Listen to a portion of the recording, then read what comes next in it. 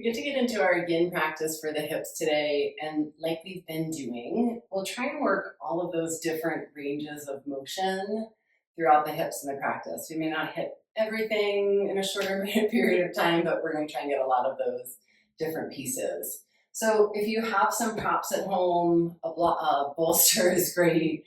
If not, a couple of blankets, pillows, anything like that is really nice to just give your body some support throughout the practice. Okay, let's start in child's pose. You can come back, big toes together. Take your knees out a little wider, but see if you can find some balance here. So the knees aren't so wide that you're collapsing, that it almost feels like there's a little support from the inner line of the thighs to the outer line of the ribs. And you can bring your head down to the ground. You can also bring it to your bolster, a pillow, a blanket. If it feels like a little bit more height or support would be nice here. Okay, as you get settled in there, you can just find that place where there's sensation, but it feels sustainable. I didn't mention this, but sometimes a blanket behind the knees is really nice here, especially if your knees don't love that deeper flexion, the deeper bend. And for these first few moments of the practice, see if you can just start to settle into your breath. And so it'll be an easy but fuller inhale and exhale. And so you can feel that expansion through the torso, through the chest. But it's not a big dynamic breath. We're really starting to move more into that yin state, into that quieter state.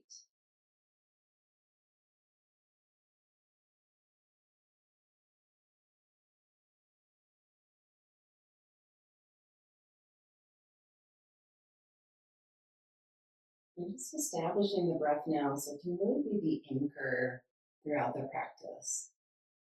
Meaning when the mind's feeling a little raring to go, the breath is what we can come back to.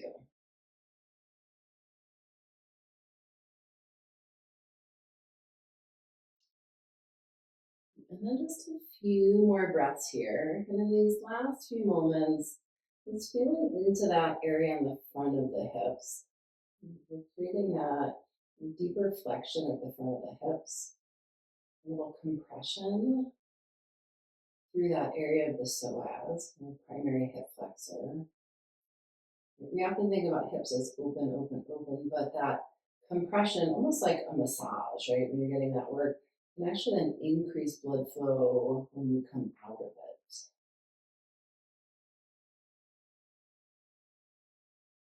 And then the release from here, when you're ready, go slowly.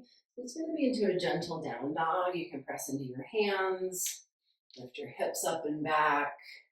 Might feel nice to take just a slow pedal of the knees. Open up knees, ankles. After that, a little bit longer child's pose.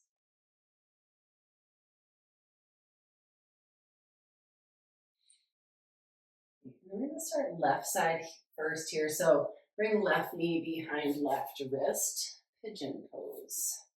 I always laugh that hip work is more than pigeon pose, but it is effective, so we'll work it here. Right? And if pigeon is not feeling great today, figure four on your back. Really nice variation, same shape, same range of motion, just with less weight on top of it, which is better for some bodies. I love using a bolster here for pigeon underneath my torso, a block, a blanket, a pillow underneath the outer hip, also really nice for support. And then you can start to fold the upper body forward. Yeah. Give yourself enough support, enough props that it does feel like you can stay. We're looking for a little bit of sensation where we want to land in our yin practice, but no tensing, bracing against it. That you get there and you're like, "Ooh, okay, I can feel that." but then the body can soften with it. So we're actually looking to get past that stretch of just the muscle tissue and get into a little bit more of the fascia, the connective tissue here, which is also really important for that whole functional unit of the hips. If you can come back to that steady breath rhythm,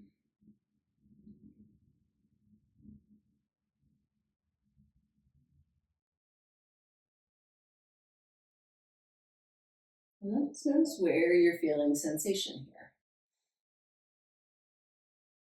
We often think about this as an outer hip opener, and we're working that external rotation of the front hip, and it is. But some of us feel this a little bit more in the inner line of the leg and the adductors and the tissue there. And while we try and sometimes separate these different ranges of motion, or just bring awareness to what's happening in the poses, they're also always working together. So if we're working towards an opening in one area, but its counterpart is more restricted, we might feel that first. So there's no right or wrong. It's just noticing where things come up in your body. And just meeting that with a little grace, a little ease.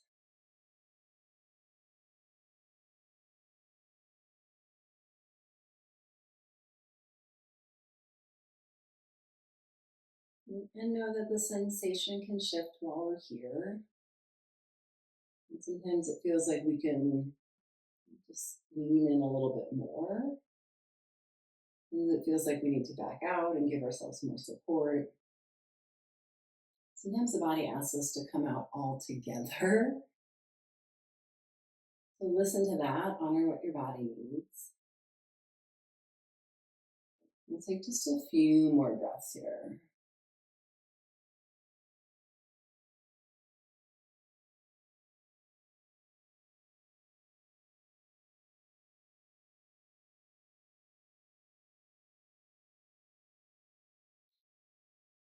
And just let the transitions be really slow.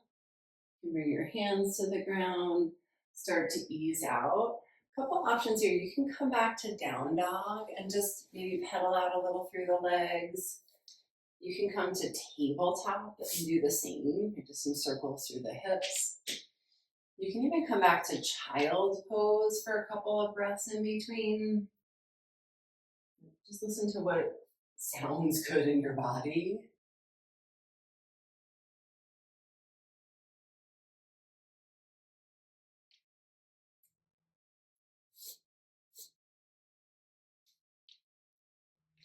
And then we'll just make our way to the second side. Whenever you're ready, no hurry, right knee forward.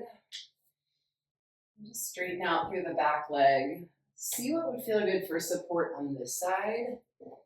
Inside a blanket, a towel that works well too, couch, get a cushion, throw a pillow. And you can start to fold the upper body forward. For some people, I like doing a block underneath the head as you come into the forward fold. So play a little, especially if you don't have regular yoga props at home. Just make do with what you have. The idea with our props in yin is really more to help us sustain the stretch and the sensation. So that it doesn't become too much that we're tensing against it. This intention of our practice to find that edge of it, where the sensation is, I'll often do that and then even just back out a little bit. So I'm not gripping against it. But also really be able to soften around that sensation. And sometimes that takes the whole practice of just breathing.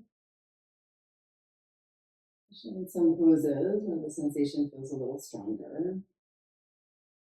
Some days when the sensation feels a little stronger. And just notice what's coming up on this side. Sometimes we're getting sensation in a lot of different places. So if it were to feel like, what's the primary place that you're noticing it? Just let attention settle there.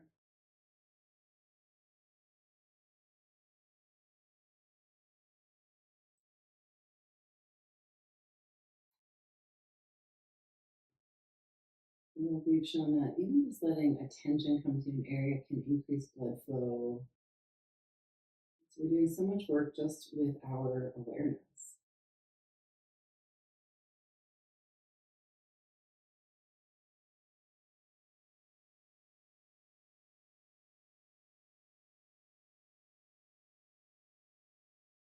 Can you notice what's different side to side without having to judge it? Just curiosity about it.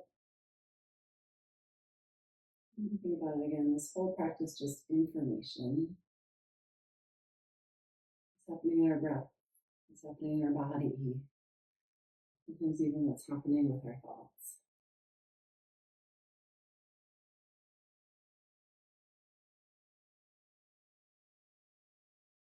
Okay, last couple breaths here.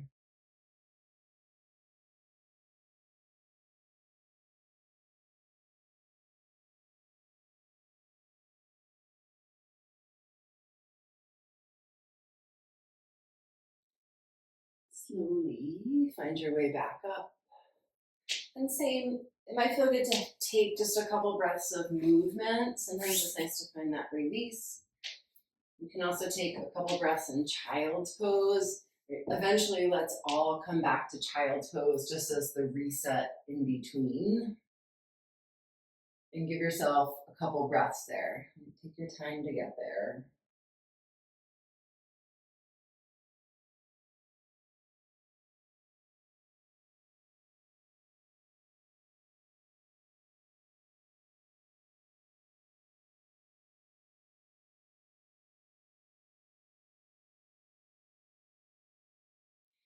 You can walk your hands back, come up towards sitting on your heels or shift them off to the side. We're gonna set up for frog pose. I'm gonna use my blanket and bolster. Right. Again, if you had a towel or if you're practicing on the carpet instead of the hardwood floor, you may not even need the cushion. The cushion's just nice for my knees here. And then I'm gonna have my bolster long ways down the front of the mat. Pillow or two works great there too. Right. So you're gonna take your knees a little wider apart and then turn your toes so they're facing out towards the side. Right. And it starts to bring our hips in that opposite rotation. We get a little bit more of that internal rotation, right? So think about inner thighs rolling back and the external rotation we just had in pigeon. And then heels can stay a little closer together. They can come a little bit more in line with knees, whatever lands right in your body. And just letting the knees come as wide apart as it feels sustainable in your body. And then as you start to come forward, you can bring your torso to the bolster.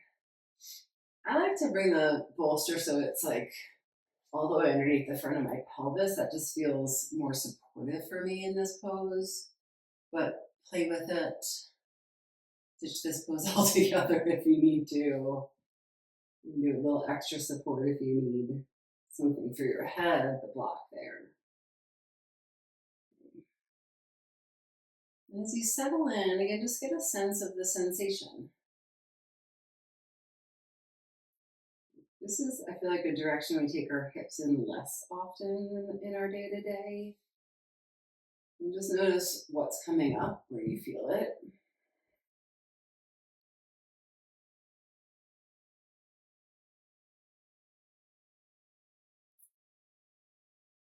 And then once you've gotten that big picture of the sensation and what's happening in the body, you might even just a hair more ease around that.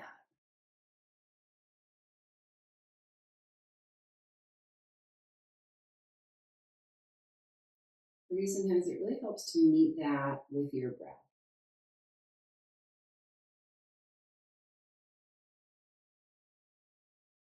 So Although I know we can't actually breathe into that area of the hips and the inner line of the legs, you can imagine a little breath moving there to help with space or with softening.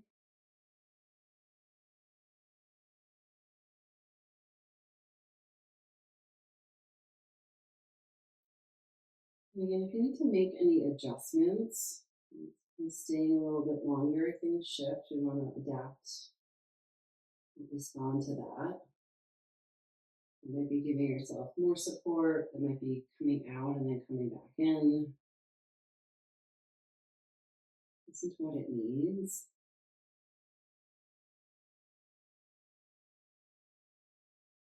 You can also ask, is it the mind that wants to get out, or it's just done, or is it the body that needs to get out?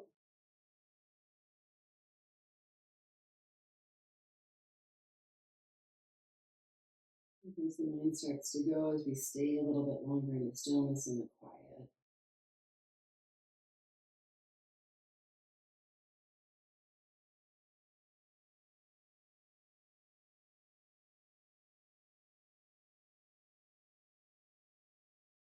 And different movements, different tissues in the hip also often can just bring up different release.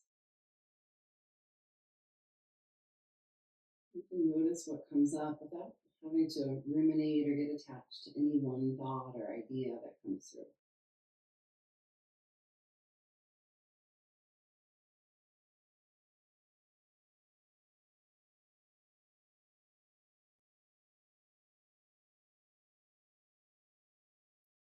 And let's take just those last few breaths here.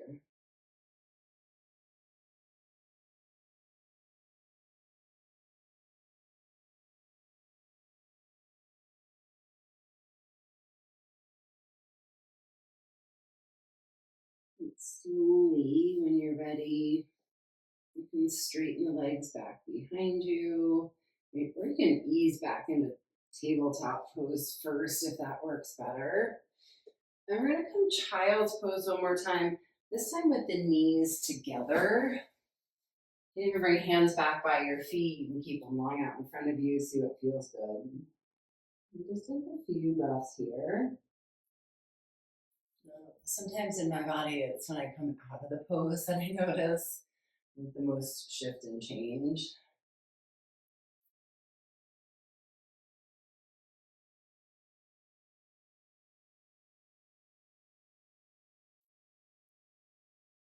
And just ease yourself back up onto your heels.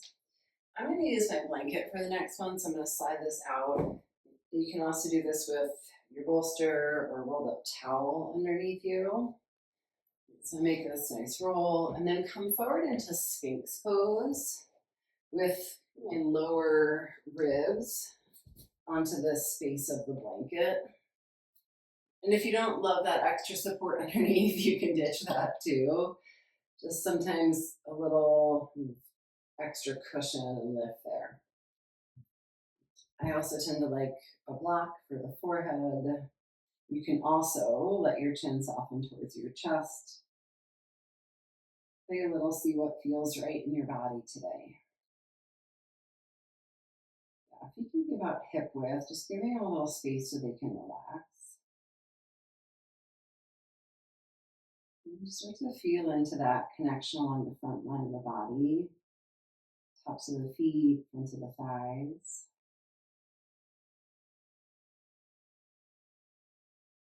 And just the heaviness of the hips, the pelvis towards the ground.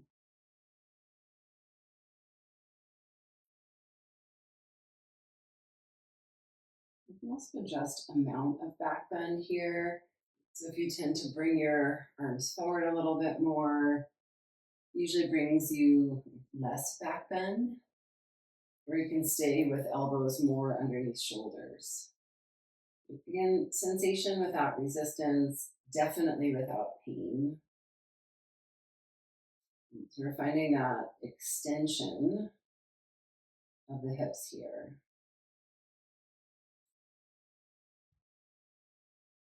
And that even steady rhythm of the breath.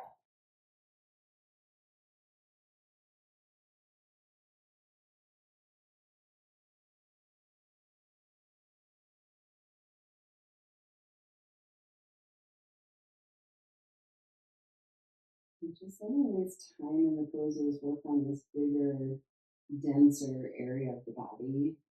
So much connective tissue, but muscle tissue, and that fascia, the connective tissue, is really wrapping around all of the muscle fibers, and as well as the big sheets that wrap right, along whole areas of the body. One of the reasons we can't really isolate one thing from the other, even though we're often working just with one specific area as our focus, there's really almost always that ripple effect from there. So just notice what sensation is like here, where you feel it. Even just thinking about the quality of the sensation helps. If you were to describe it, what would that be?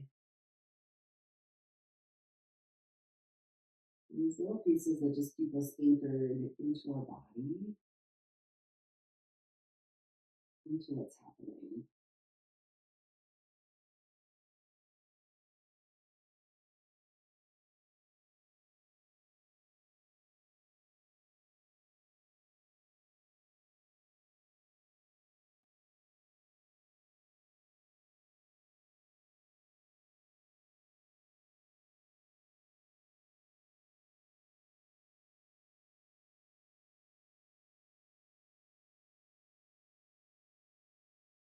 And let's just take a few more breaths here.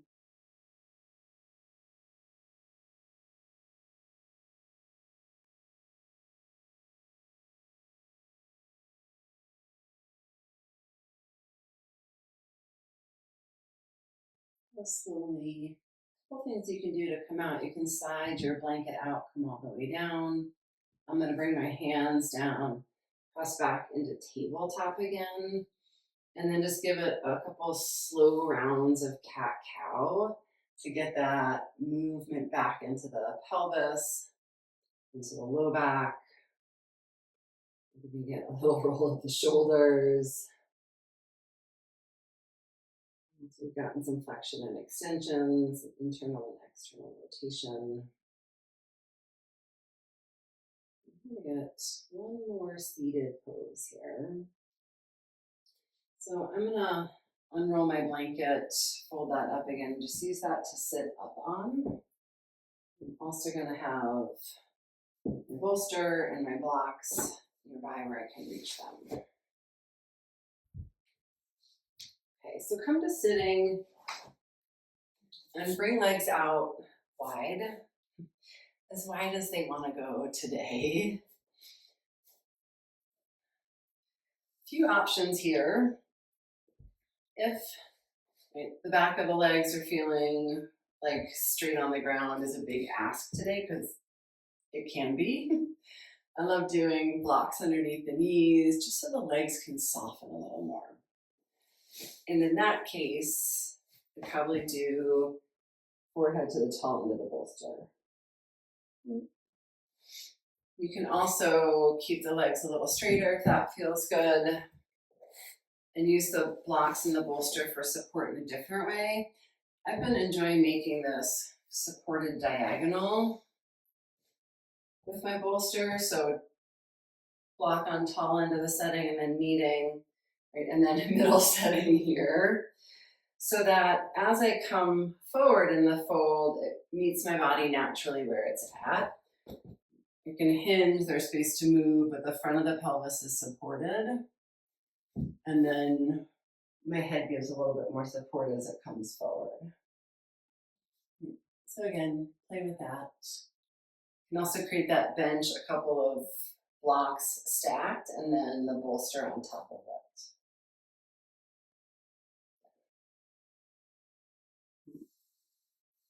As you get settled in, just one more time, come back to that attention to breath. What anchors us into each pose.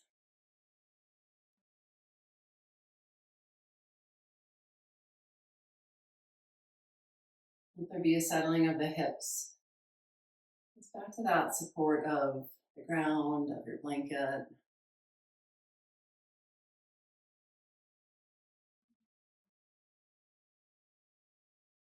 You might feel that sensation along the inner line of the legs into the adductors there.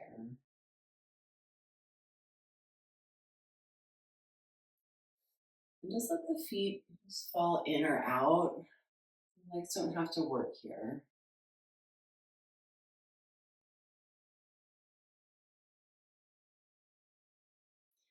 Again, this is range of motion we don't do a ton of normally in the day-to-day life. I know I don't in mine unless we're in yoga or specific exercise or movement. We're just bringing our legs wide in this straddle. When we have those ranges of motion that we don't use on a daily basis, we can start to have a little bit more restriction within those tissues. They're just not getting to be used at that full range of motion. So practices like this are great for bringing that movement back into the tissue, finding that little bit of edge of sensation and then staying. So we create a little bit of that new muscle memory within a connective tissue that then stays.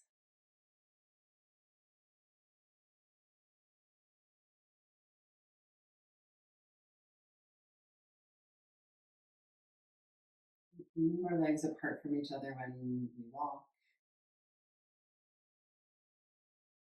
but not as much side to side and not usually as wide of a stance as we have in some of our poses within our practice.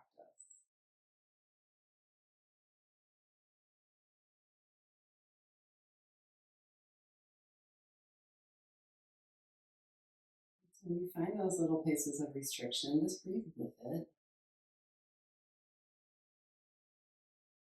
Don't force it. Just know that you're giving your body that time to adjust, to adapt.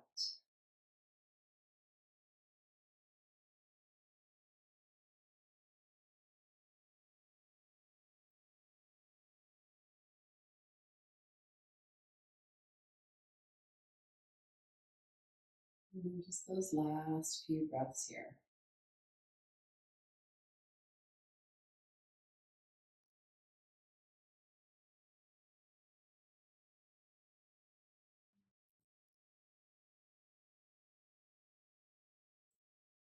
And start to help yourself back up. You can set your props off to the side. I like to reach down, help the knees together just so the inner legs aren't having to work there after the longer hold. And then go ahead, come all the way down onto your back.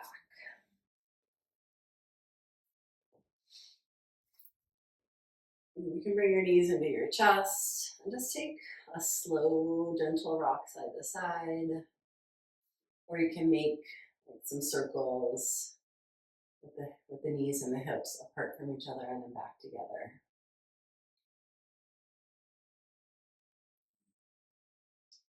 Now you're just going to take a brief shavasana here. So you can do that lying down, and you can do that seated if that feels good.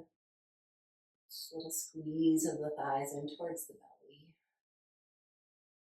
And with an exhale or release, let it go. You've got all sorts of props. So if you want to slide something under knees or under head, do that. Let your body be comfortable. And you can close your soften eyes.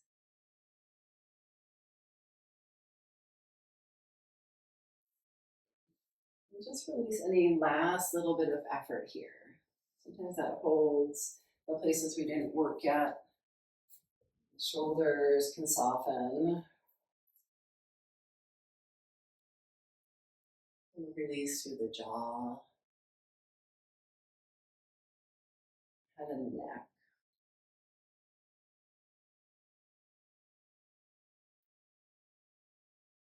And reminder again that this is where the practice really settles in.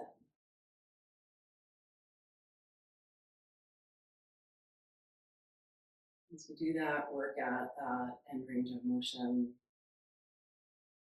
breathe there, soften there, ask the tissue to adapt. And let that integrate into the body in Shavasana.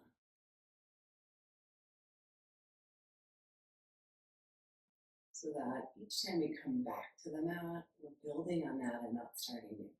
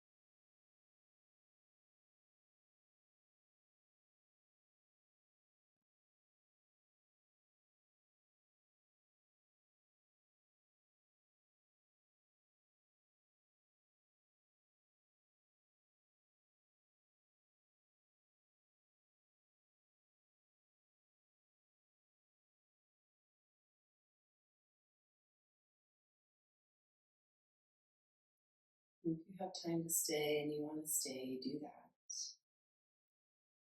If you're ready to come out, you can take a full stretch. Reach up with arms, out with legs. And bend your knees, roll to your side.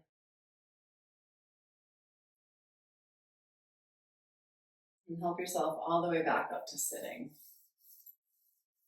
Hands together at your heart. And take a bow in, head to heart. To yourself, to our practice, and to each other, practicing different places, but all together. Namaste.